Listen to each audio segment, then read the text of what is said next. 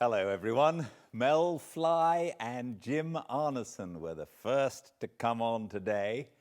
Thank you so much. Thank you all so much.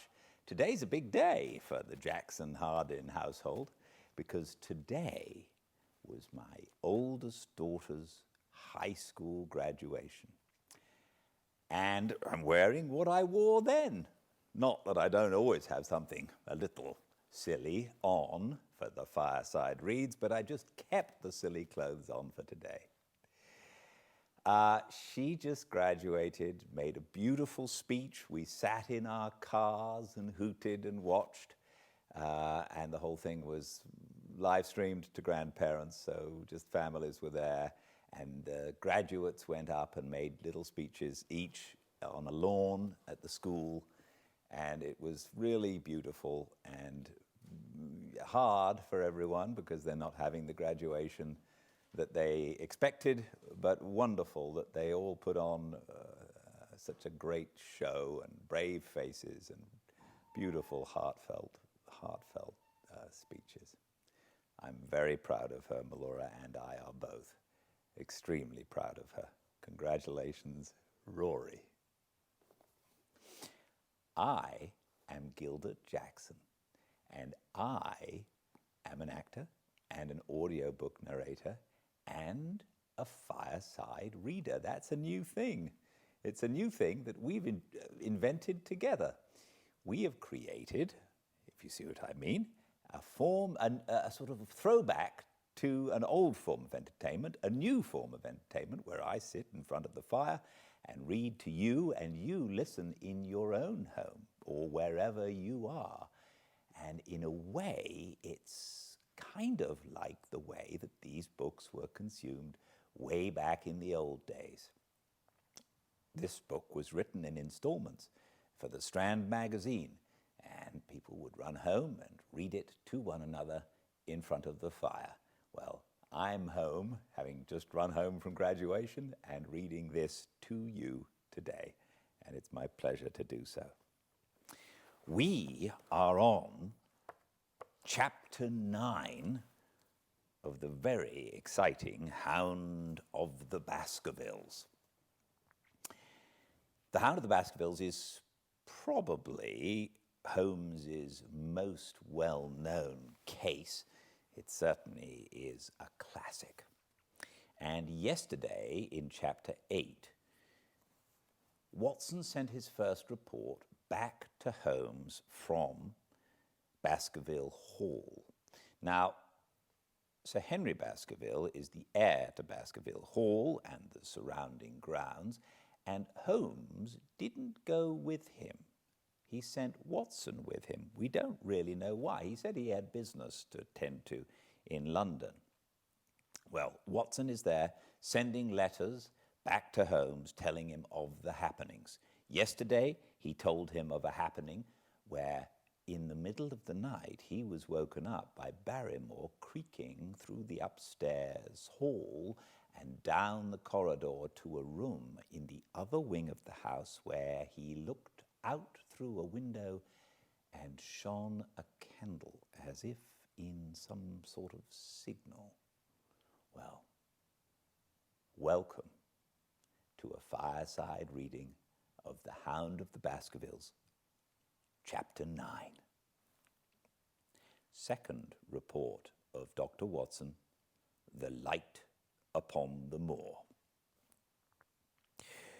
Baskerville Hall, October the 15th.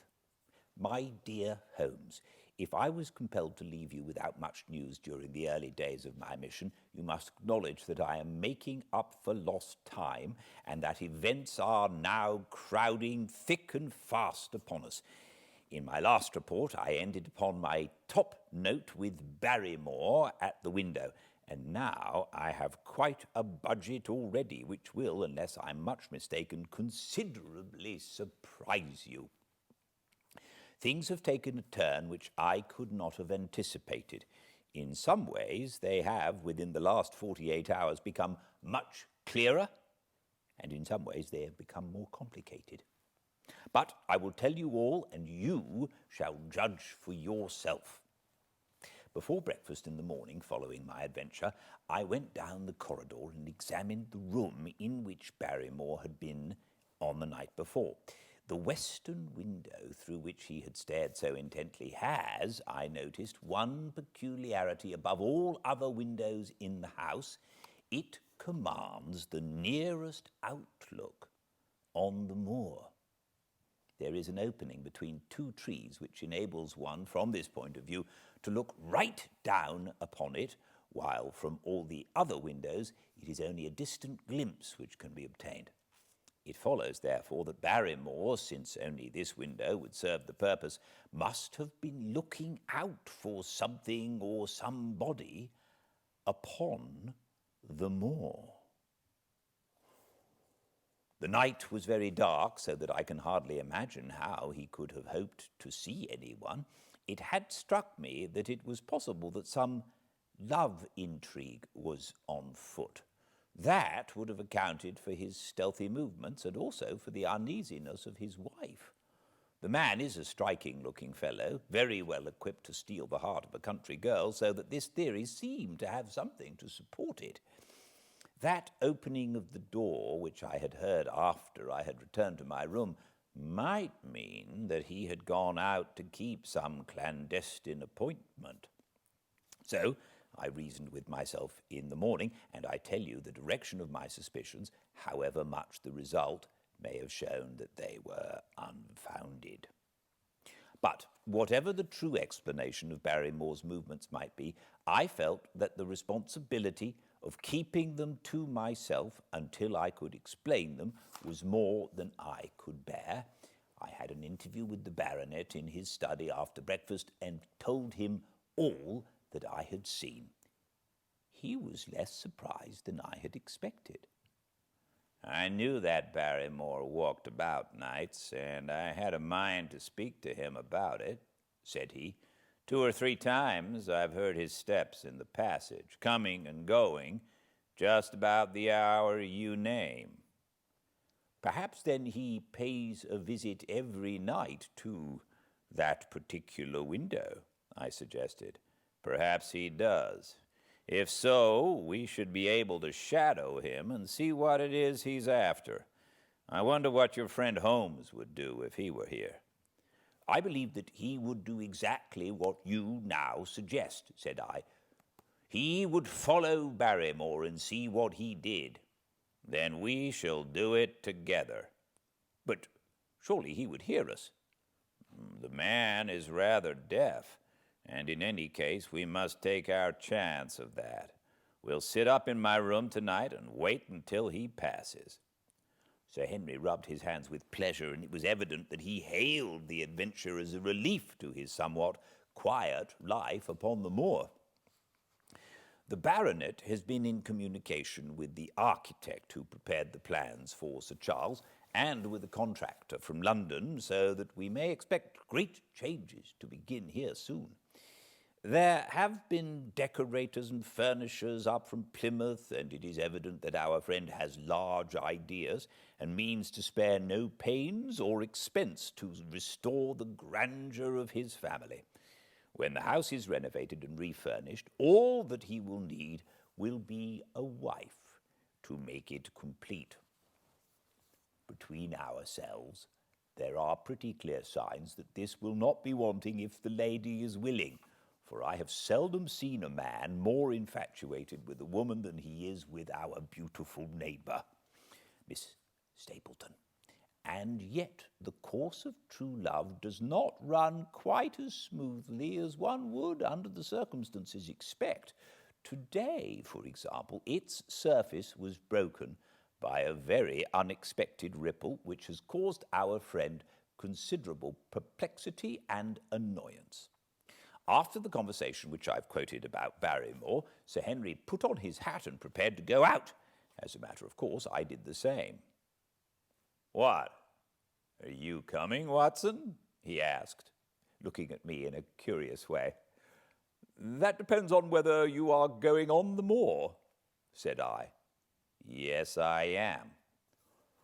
Well, you know what my instructions are. I am sorry to intrude, but you heard how earnestly Holmes insisted that I should not leave you, and especially that you should not go alone upon the moor. Sir Henry put his hand upon my shoulder with a pleasant smile.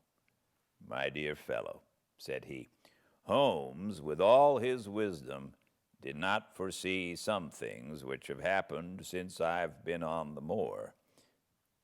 You understand me? I'm sure that you are the last man in the world who would wish to be a spoil sport. I must go out alone. It put me in a most awkward position. I was at a loss what to say or what to do, and before I'd made up my mind, he picked up his cane and was gone. But when I came to think the matter over, my conscience reproached me bitterly for having on any pretext allowed him to go out of my sight. I imagined what my feelings would be if I had to return to you and to confess that some misfortune had occurred through my disregard for your instructions. I assure you my cheeks flushed at the very thought. It might not even now be too late to overtake him, so I set off at once in the direction of Merripit House. I hurried along the road at the top of my speed without seeing anything of Sir Henry until I came to the point where the moor path branches off. There, fearing that perhaps I had come in the wrong direction after all, I mounted a hill from which I could command a view, the same hill which is cut into the dark quarry. Thence I saw him at once. He was on the moor path about a quarter of a mile off, and a lady was by his side who could only be Miss Stapleton. It was clear that there was already an understanding between them, and that they had met by appointment. They were walking slowly along in deep conversation, and I saw her making quick little movements of her hands as if she were very earnest in what she was saying, while he listened intently and once or twice shook his head in strong dissent. I stood among the rocks watching them, very much puzzled as to what I should do next. To follow them and break into their intimate conversation seemed to be an outrage, and yet my clear duty was never for an instant to let him out of my sight. To act the spy upon a friend was a hateful task. Still, I could see no better course than to observe him from the hill and to clear my conscience by confessing to him afterwards what I had done. It is true that if any sudden danger had threatened him, I was too far away to be of use, and yet I am sure that you will agree with me that the position was very difficult and that there was nothing more which I could do. Our friend Sir Henry and the lady had halted on the path and were standing deeply absorbed in their conversation when I was suddenly aware that I was not the only witness of their interview. A wisp of green floating in the air caught my eye, and another glance showed me that it was carried on a stick by a man who was moving among the broken ground. It was Stapleton with his butterfly net. He was very much closer to the pair than I was, and he appeared to be moving in their direction. At this instant, Sir Henry suddenly drew Miss Stapleton to his side. His arm was round her, but it seemed to me that she was straining away from him with her face averted. He stooped his head to hers, and she raised one hand as if in protest. Next moment I saw them spring apart and turn hurriedly round. Stapleton was the cause of the interruption. He was running wildly towards them, his absurd net dangling behind him. He gesticulated and almost danced with excitement in front of the lovers. What the scene meant, I could not imagine, but it seemed to me that Stapleton was abusing Sir Henry, who offered explanations, which became more angry as the other refused to accept them. The lady stood by in haughty silence. Finally, Stapleton turned his heel and beckoned in a peremptory way to his sister, who, after an irresolute glance at Sir Henry, walked off by the side of her brother. The naturalists angry gestures showed that the lady was included in his displeasure. The baronet stood for a minute looking after them, and then he walked slowly back the way that he had come, his head hanging, the very picture of dejection. What all this meant I could not imagine, but I was deeply ashamed to have witnessed so intimate a scene without my friend's knowledge. I ran down the hill, therefore, and met the baronet at the bottom. His face was flushed with anger, and his brows were wrinkled like one who is at his wit's end what to do. "Hello, Watson. Where have you dropped from?" said he. "You don't mean to say that you came after me in spite of all?" I explained everything to him, how I had found it impossible to remain behind, how I had followed him, how I had witnessed all that had occurred. For an instant his eyes blazed at me, but my frankness disarmed his anger, and he broke at last into a rather rueful laugh. "You would have thought the middle of that prairie a fairly safe place for a man to be private," said he. "But by thunder, the whole countryside seems to have been out to see me do my wooing, and a mighty poor wooing at that. Where had you engaged a seat?" "I was on that hill." "Quite in the back row, huh? But her brother was well up to the front. Did you see him come out on us?" "Yes, I did." "Did he ever strike you as being crazy, this brother of hers?" "I can't say that he ever did." "I dare say not. I always thought him sane enough until today, but you can take it from me that either he or I ought to be in a straitjacket. What's the matter with me, anyhow? You've lived near me for some weeks, Watson. Tell me straight now. Is there anything that would prevent me from making a good husband to a woman that I loved?" I should say not." "He can't object to my worldly position, so it must be myself that he has this down on. What has he against me? I never hurt man or woman in my life that I know of, and yet he would not so much as let me touch the tips of her fingers." "What did he say? Did he say so?" "That and a deal more. I tell you, Watson, I've only known her these few weeks, but from the first I just felt that she was made for me. And she, too, she was happy when she was with me, and that I'll swear. There's a light in a woman's eyes that speaks louder than words. But he's never let us get together, and it was only today, for the first time, that I saw a chance of having a few words with her alone. She was glad to meet me, but when she did, it was not love that she would talk about, and she wouldn't have let me talk about it either if she could have stopped it. She kept coming back to it that this was a place of danger, and that she would never be happy until I had left it. I told her that since I had seen her, I was in no hurry to leave it, and that if she really wanted me to go, the only way to work it was for her to arrange to go with me.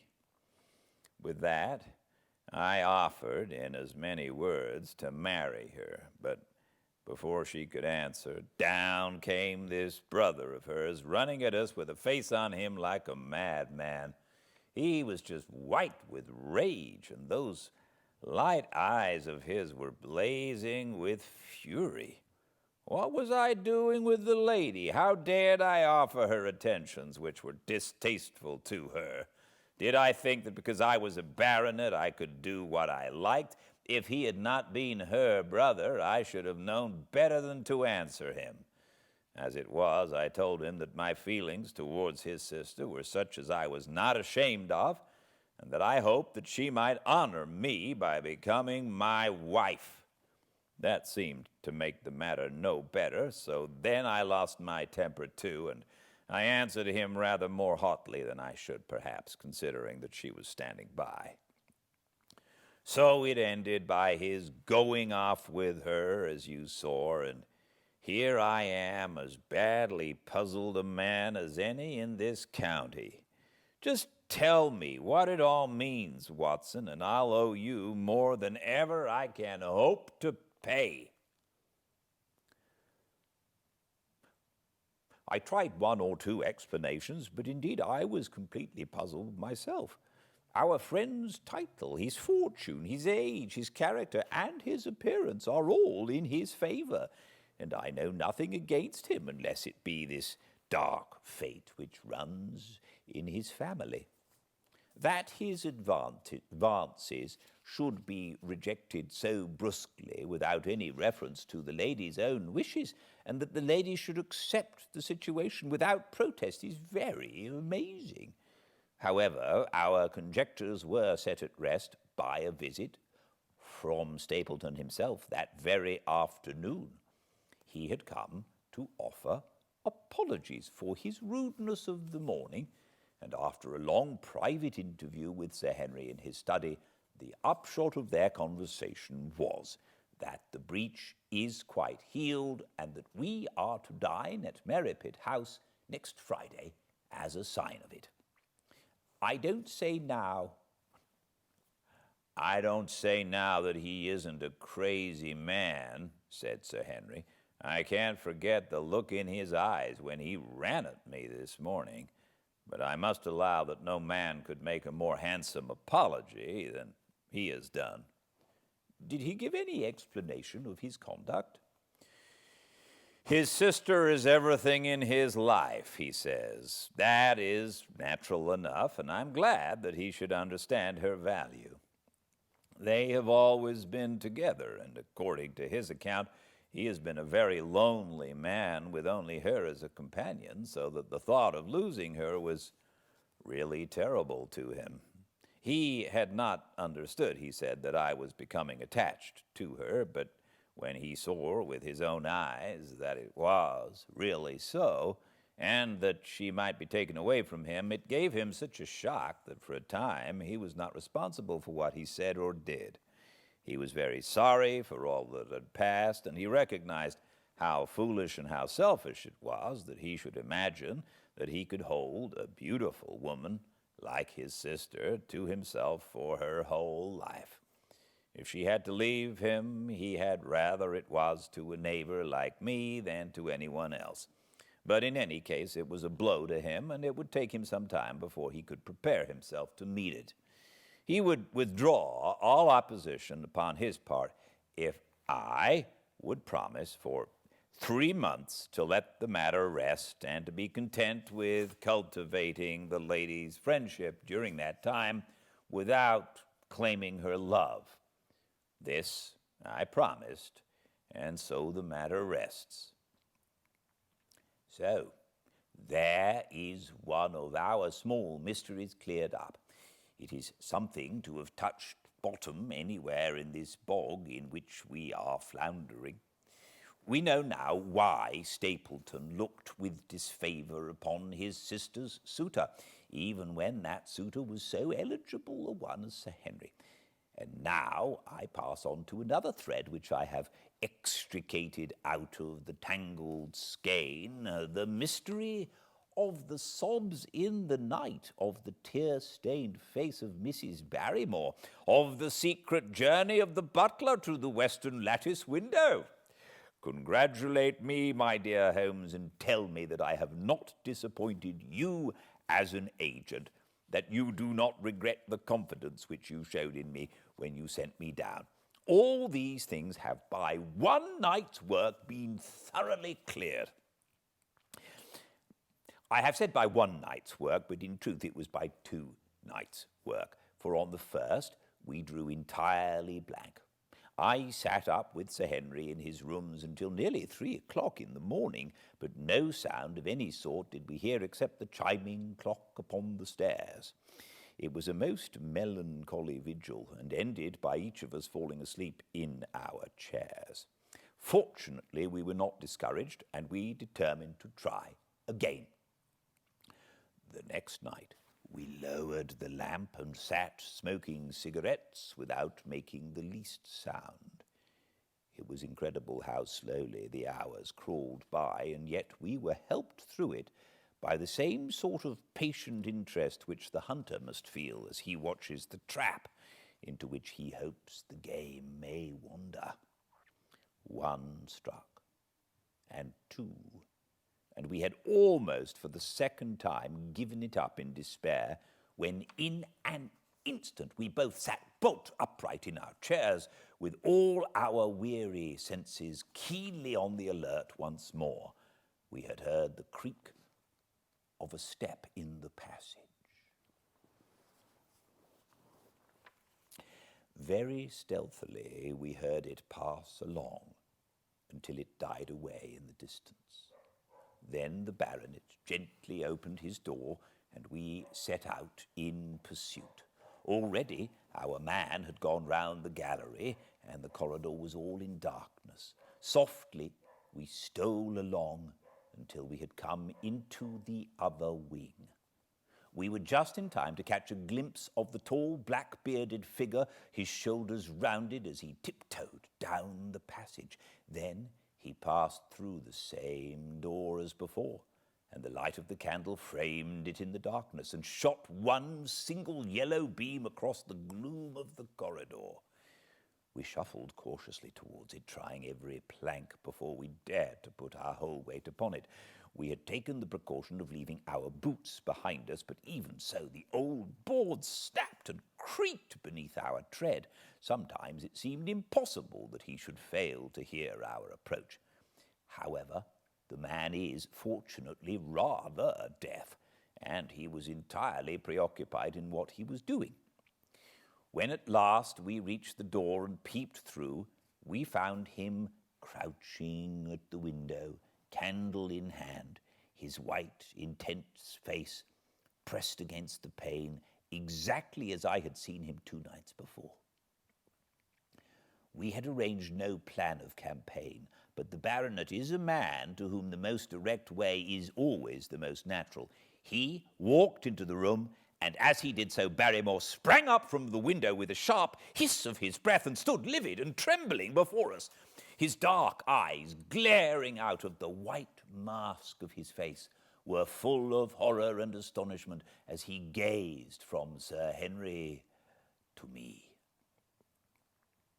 "What are you doing here, Barrymore?" Nothing, sir." His agitation was so great that he could hardly speak, and the shadows sprang up and down from the shaking of his candle. "It was the windows, sir. I go round at night to see that they are fastened." "On the 2nd floor?" "Yes, sir, all the windows." "Look here, Barrymore," said Sir Henry sternly. "We have come up our minds to have the truth out of you. We have made up our minds to have the truth out of you, so it will save you trouble to tell it sooner rather than later. Come now, no lies. What were you doing at that window?" The fellow looked at us in a helpless way, and he wrung his hands together like one who is in the last extremity of doubt and misery.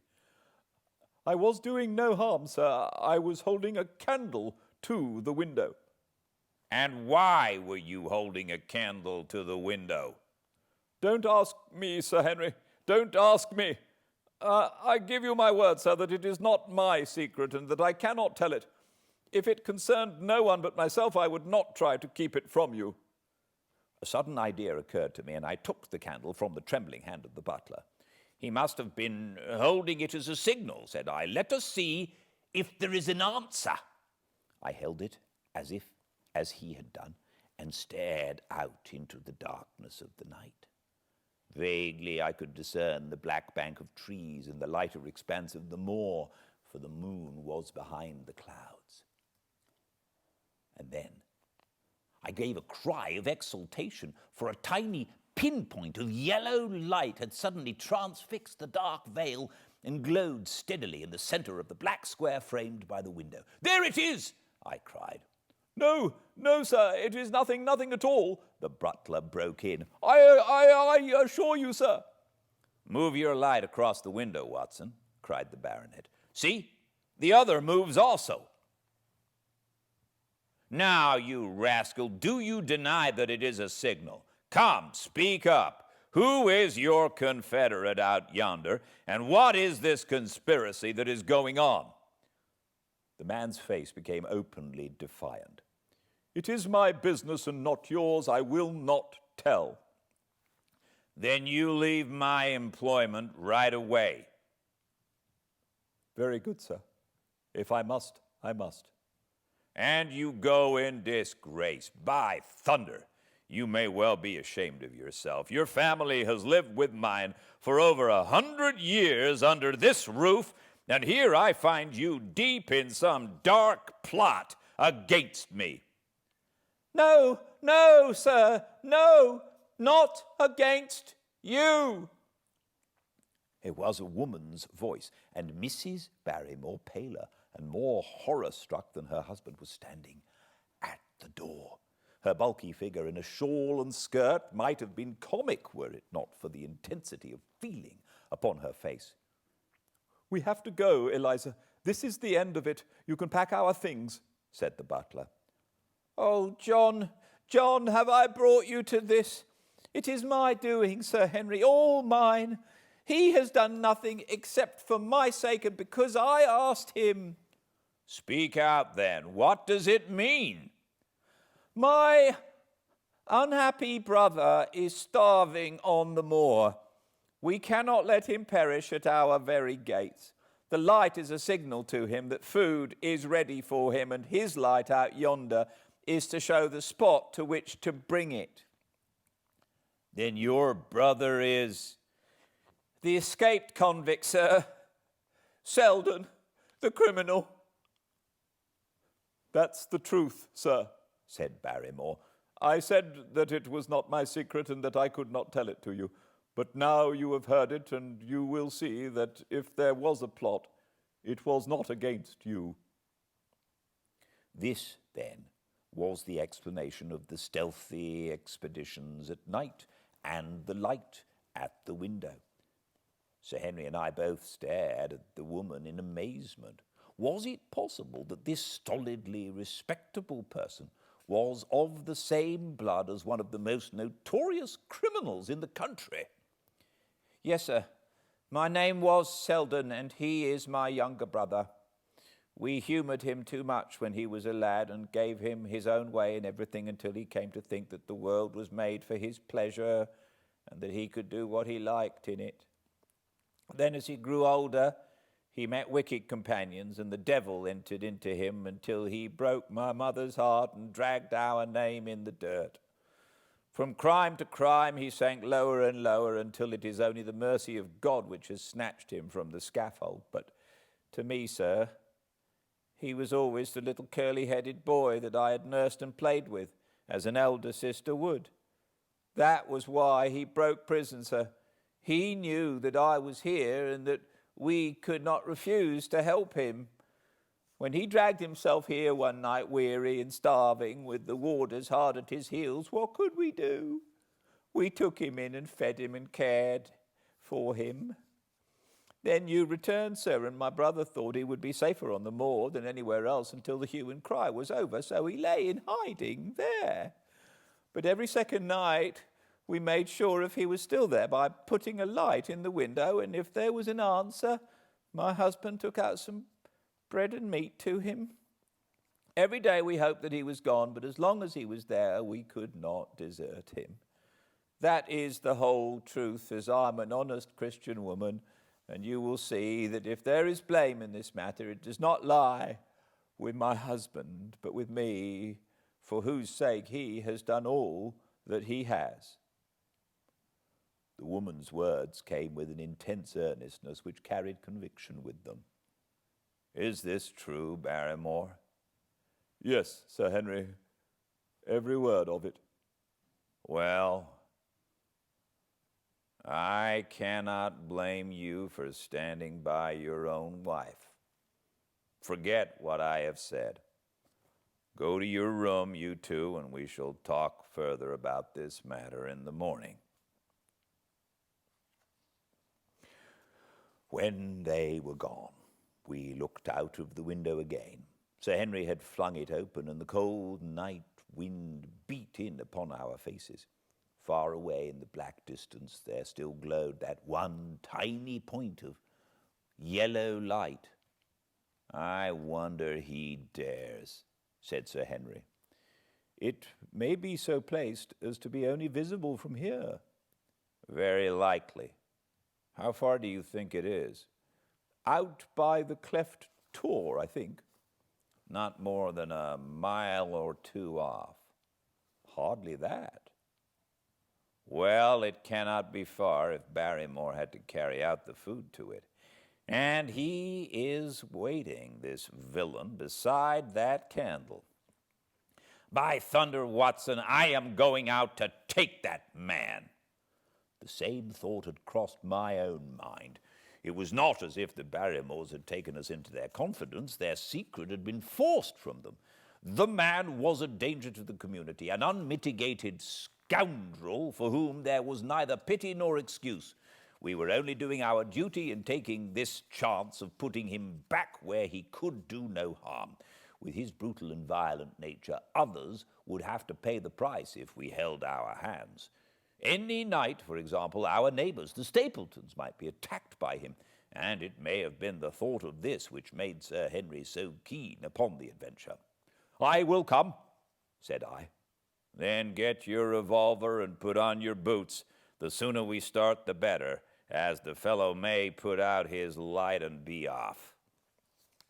In 5 minutes, we were outside the door, starting upon our expedition. We hurried through the dark shrubbery amid the dull moaning of the autumn wind and the rustle of the falling leaves. The night air was heavy with the smell of damp and decay.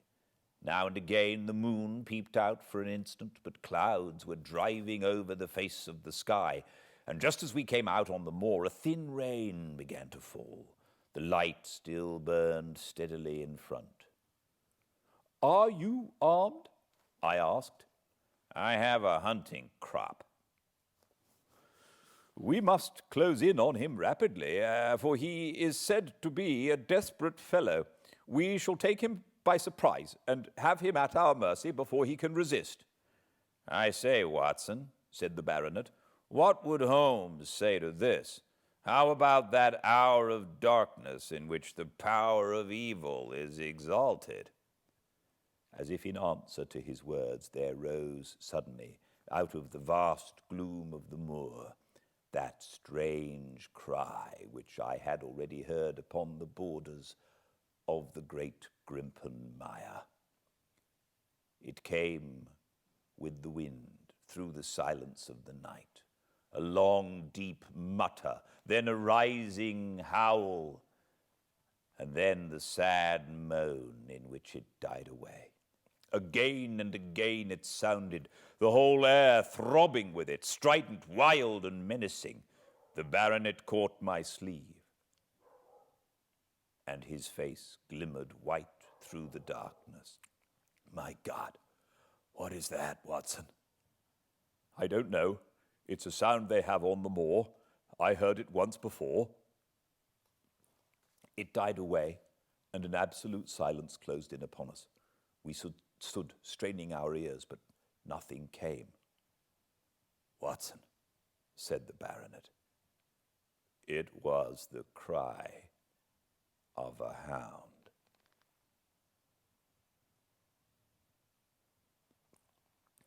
My blood ran cold in my veins, for there was a break in his voice which told of the sudden horror which had seized him.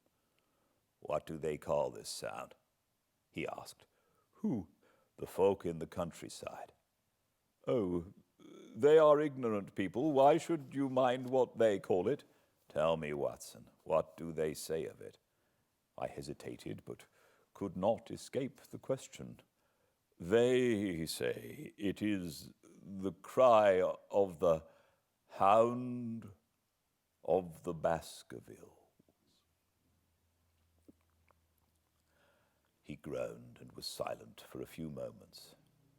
"A hound it was," he said at last, "but it seemed to come from miles away over yonder, I think." It was hard to say whence it came. It rose and fell with the wind. Isn't that the direction of the great Grimpen Mire? Yes, it is. Well, it was up there. Come now, Watson, didn't you think yourself that it was the cry of a hound? I am not a child. You need not fear to speak the truth to me.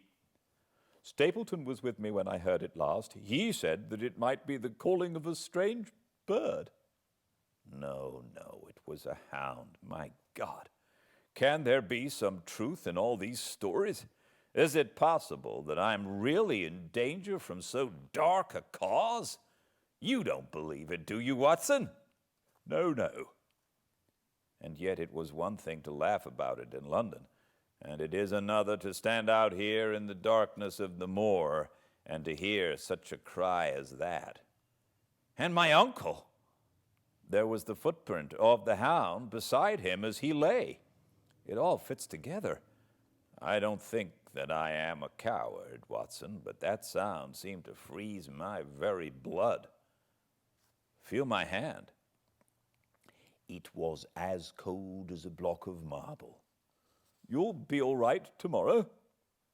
I don't think I'll get that cry out of my head.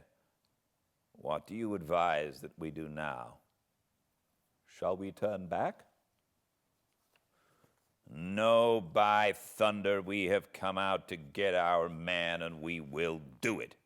We after the convict, and a hellhound as likely as not after us. Come on. We'll see it through if all the fiends of the pit were loose upon the moor. We stumbled slowly along in the darkness, with the black loom of the craggy hills around us and the yellow speck of light burning steadily in front. There is nothing so deceptive as the distance of a light upon a pitch-dark night, and sometimes the glimmer seemed to be far away upon the horizon, and sometimes it might have been within a few yards of us. But at last we could see whence it came, and then we knew that we were indeed very close. A guttering candle was stuck in a crevice in the rocks which flanked it on each side so as to keep the wind from it, and also to prevent it from being visible, save in the direction of Baskerville Hall. A boulder of granite concealed our approach, and crouching behind it, we gazed over it at the signal light. It was strange to see this single candle burning there in the middle of the moor with no sign of life near it, just the one straight yellow flame and the gleam of the rock on each side of it. What shall we do now? Whispered Sir Henry. Wait here. He must be near his light. Let us see if we can get a glimpse of him. The words were hardly out of my mouth when we both saw him. Over the rocks in the crevice of which the candle burned, there was thrust out an evil yellow face, a terrible animal face, all seamed and scored with vile passions, foul with mire, with a bristling beard, and hung with matted hair. It might well have belonged to one of those savages who dwelt in the burrows of the hillsides. The light beneath him was reflected in his small, cunning eyes, which peered piercingly and fiercely to right and left through the darkness, like a crafty and savage animal who has heard the steps of his hunters. Something had evidently aroused his suspicions. It may have been that Barrymore had some private signal which we had neglected to give, or the fellow may have had some other reason for thinking that all was not well, but I could read his fears upon his wicked face. Any instant he might dash out the light and vanish in the darkness. I sprang forward, therefore, and Sir Henry did the same. At the same moment the convict screamed out a curse at us and hurled a rock which splintered up against the boulder which had sheltered us. I caught one glimpse of his short, squat, strongly built figure as he sprang to his feet and turned to run. At the same moment, by a lucky chance, the moon broke through the clouds. We rushed over the brow of the hill, and there was our man running with great speed down the other side, springing over the stones in his way with the activity of a mountain goat. A lucky long shot of my revolver might have crippled him, but I had brought it only to defend myself if attacked, and not to shoot an unarmed man who was running away. We were both swift runners and in fairly good training, but we soon found that we had no chance of overtaking him. We saw him for a long time in the moonlight until he was only a small speck moving swiftly among the boulders upon the side of a distant hill. We ran and ran until we were completely blown, but the space between us grew ever wider. Finally, we stopped and sat panting on 2 rocks while we watched him disappearing in the distance. And it was at this moment that there occurred a most strange and unexpected thing. We had risen from our rocks and were turning to go home, having abandoned the hopeless chase. The moon was low upon the right, and the jagged pinnacle of a granite tor stood up against the lower curve of its silver disk. There, outlined as black as an ebony statue on that shining background, I saw the figure of a man upon the tor. Do not think that it was a delusion, Holmes. I assure you that I have never seen in my life anything more clearly. As far as I could judge, the figure was that of a tall, thin man. He stood with his legs a little separated, his arms folded, his head bowed, as if he were brooding over that enormous wilderness of peat and granite which lay before him. He might have been the very spirit of that terrible place. It was not the convict. This man was far from the place where the latter had disappeared. Besides, he was a much taller man. With a cry of surprise, I pointed him out to the baronet, but in the instant during which I had turned to grasp his arm, the man was gone. There was a sharp pinnacle of granite still cutting the lower edge of the moon, but its peak bore no trace of that silent and motionless figure. I wished to go in that direction and to search the tor, but it was some distance away. The baronet's nerves were still quivering from that cry, which recalled the dark story of his family, and he was not in the mood for fresh adventures.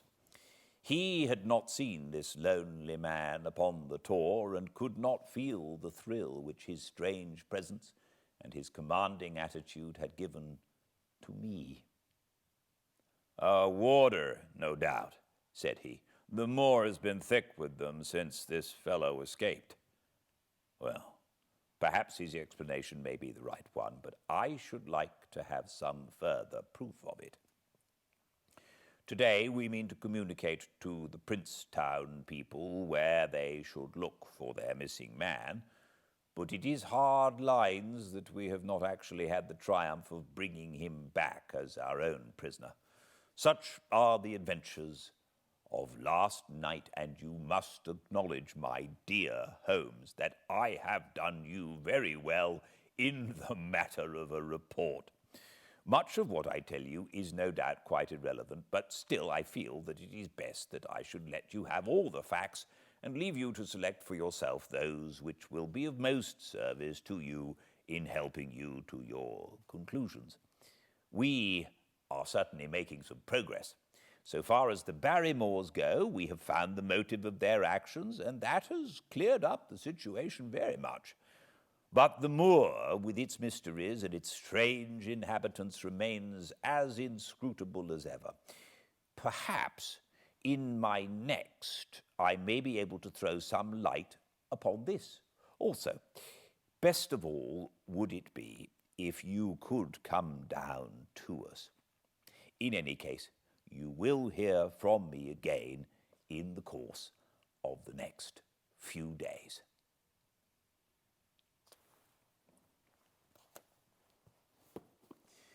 Thank you all so much for joining me. I hope this helps a little, and I look forward to seeing you here tomorrow for the next chapter of a fireside reading of The Hound of the Baskervilles. Until then, please be very well. Good night.